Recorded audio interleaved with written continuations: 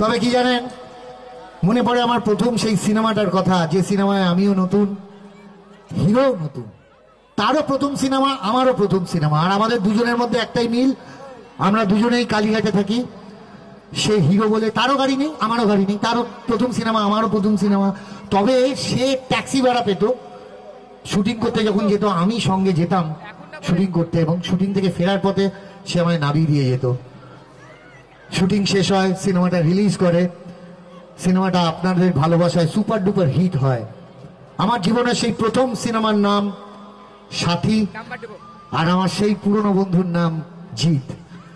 তো জিৎ আর আমি পরপর অনেকগুলো সিনেমা করি, সাথী, সঙ্গী, নাটের গুরু, হিরো, পার্টনার, অনেকগুলো সিনেমা পরপর। মাঝখানে একটা গ্যাপ পড়ে, তারপরে আমরা একটা সিনেমা করি, সিনেমাটার নাম বচ্চন। আপনারা দেখেছেন হয়তো।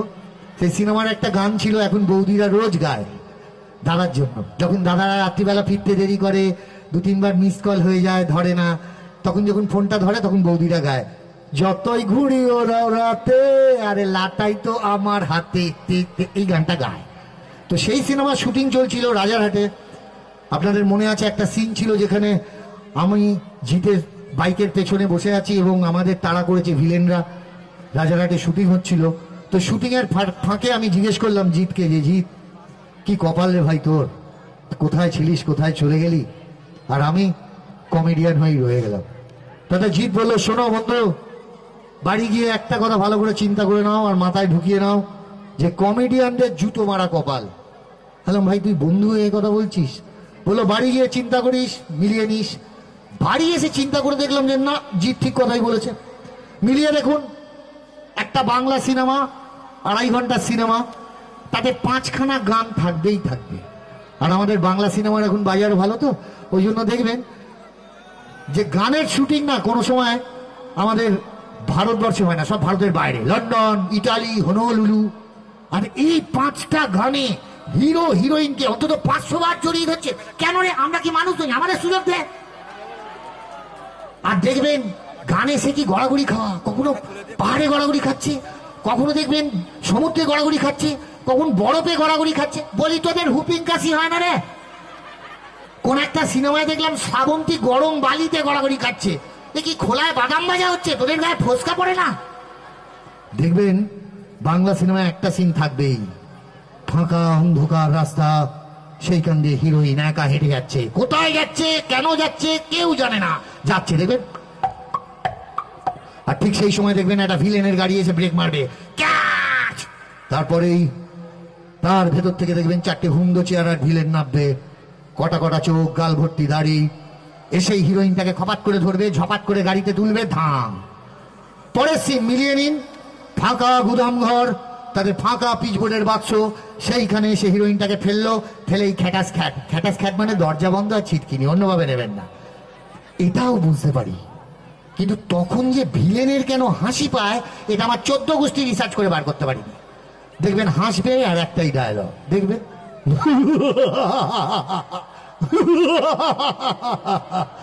এবার এবার কোথায় পালাবে সুন্দরী?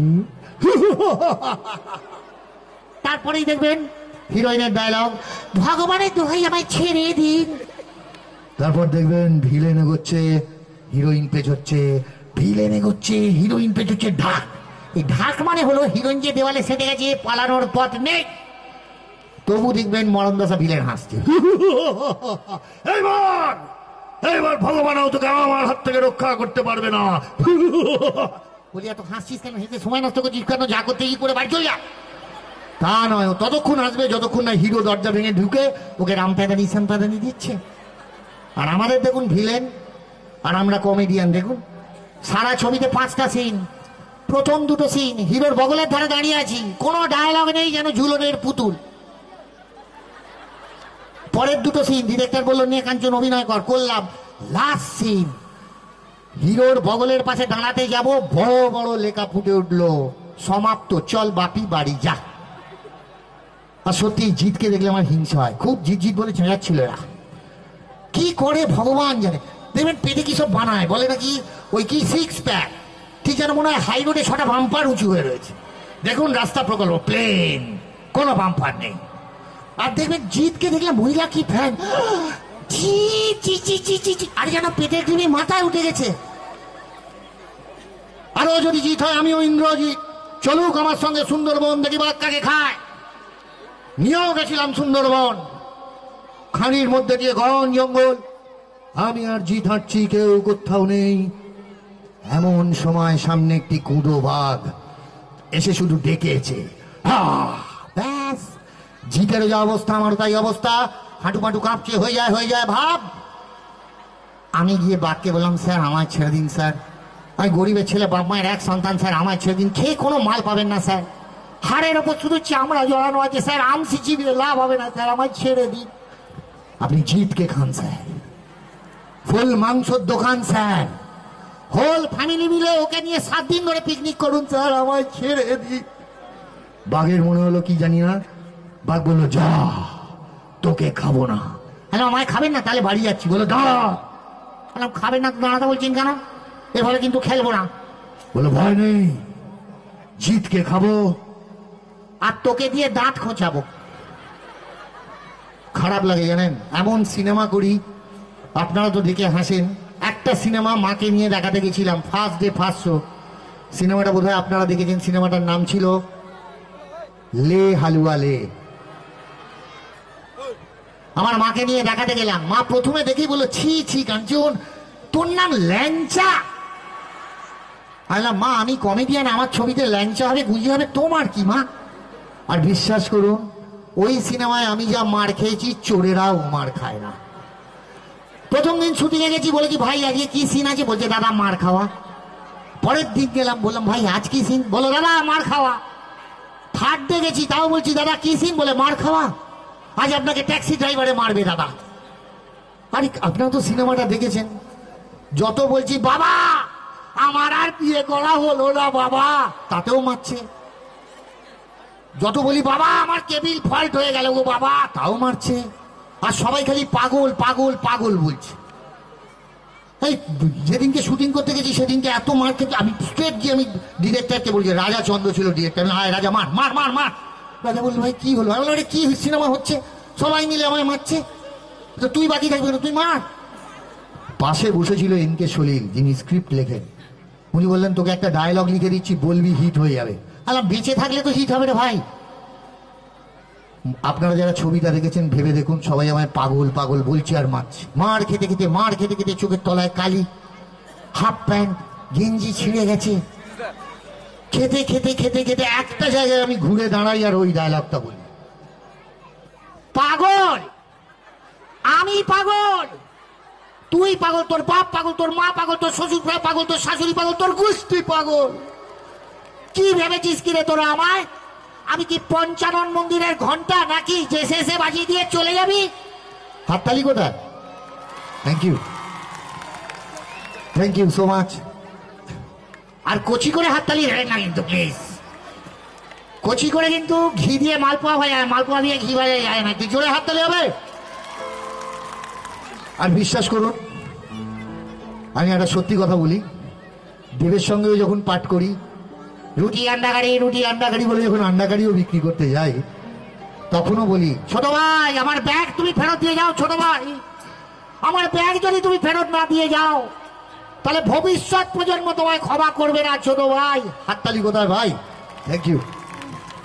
বিশ্বাস করুন, যখন অভিনয় করি তখন খেয়াল থাকে না আমার পাশে কে রয়েছে, জিৎ না দেব না বুম্বাদা না যিশু না অঙ্কুশ, কেউ কিচ্ছু মনে থাকে না। আমার মনে থাকে সিনেমাটা যখন দেখাবে, পর্দার ওপারে থাকবেন আপনারা, তাদের হাসি মুখ আমার কাছে দরকার, আমি আপনাদের মুখে শুধু হাসি ফোটাতে চাই। এইটুকু কথা দিতে পারি, কাঞ্চন মল্লিকের নিঃশ্বাস যতক্ষণ চলবে, যতক্ষণ হাত পা চলবে, ততক্ষণ আপনাদের হাসিয়ে দিয়ে যাবে। এখন ওটিটির দৌলতে, ওয়েব সিরিজের দৌলতে অন্যরকম চরিত্র পাই, এখনো মন্টু পাইলটের তৌফিক রিয়াজ হতে পারি। তাই জন্য তখনও বলি, মন্টু এই নীলকুঠির দুনিয়া থেকে কেউ রেহাই পায়নি রে মন্টু, কেউ পালাতে পারবে না, তোর মা পারেনি, তুইও পারবি না। তৌফিক রিয়াজের হাত থেকে কেউ কখনো পালাতে পারে না, কেউ না। হাততালি। Thank you. দেখুন, আমি সত্যি গান টান জানি না, তবে আপনাদের ভালোবাসা, এত লোক এত ভালোবাসা, এটা তো খুব একটা পাওয়া যায় না। আমি ধন্যবাদ জানাবো আবার আপনাদের এই মহাকালী পুজো কমিটির সমস্ত সদস্যদের, যারা এই অনুষ্ঠানের আয়োজন করেছেন, যারা আপনাদের বিনোদনের জন্য এত খাটাখাটনি করছেন, তাদের সবার জন্য, আপনাদের পৌরপিতাকে, আপনাদের সমস্ত অঞ্চলের সদস্যদের এবং আপনাদের বিধায়ক অরূপ সরকার, মানে আমাদের ডেভিড দাকে, আমাকে এখানে ডাকার জন্য। দুটো জিনিসে ডাকবেন, আমি যখন তখন বহরমপুর আর আপনাদের কাঁদি চলে আসতে পারি। একটা মনোহরা আর একটা ছানা বড়া, দূর থেকে দেখাবেন, তাতেই চলে আসবে। তবে একটাই কথা কি জানেন, কাজগুলো থেকে যাবে, সবাইকেই একদিন চলে যেতে হবে, আমাকেও চলে যেতে হবে। ও আকাশকে ধন্যবাদ, কেননা ওর আহ্বানে এখানে আসা।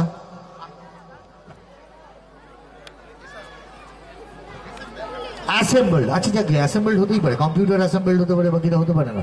তবে ওনাদের জন্য একবার হাততালি দেবেন, কেননা আমরাও শিল্পী ক্যামেরার সামনে, আর আমাদের মতো ল্যাংড়া গায়কদের ওরা টেনে নিয়ে যায়, ওরাও যন্ত্রশিল্পী, ওদের জন্য একবার জোরে হাততালি। Thank you. তবে কি জানেন, সবাইকেই একদিন চলে যেতে হবে, আমাকেও যেতে হবে। তবে শিল্পী হিসেবে হয়তো আমার কাজগুলো থেকে যাবে। স্বর্গ কোথায় নরক কোথায় জানি না, তবে ভবিষ্যতে কেউ যদি আমার কাজ দেখে একবারও বাহ বলে, তাহলে আনন্দে বুকটা এত বড় হয়ে যাবে। ভালো থাকবেন, সুস্থ থাকবেন। তাই যাওয়ার আগে বলে দিতে চাই,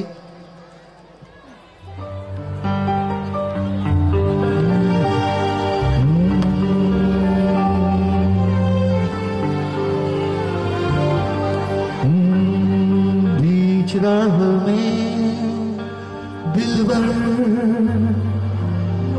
बिछड़ जाए कहीं हम मगर, और सुनी सी लगे तुम्हें जीवन के ये डगर, हम लौट आएंगे तुम यूं ही बुलाते रहना, कभी अलविदा ना कहना, कभी अलविदा ना कहना। चलते चलते मेरे ये गीत याद रखना, कभी अलविदा ना कहना, कभी अलविदा ना कहना। Bye bye bye bye bye bye. ভালো থাকবেন, সুস্থ থাকবেন, নিরাপদে থাকবেন। ধন্যবাদ, ধন্যবাদ, শুভরাত্রি।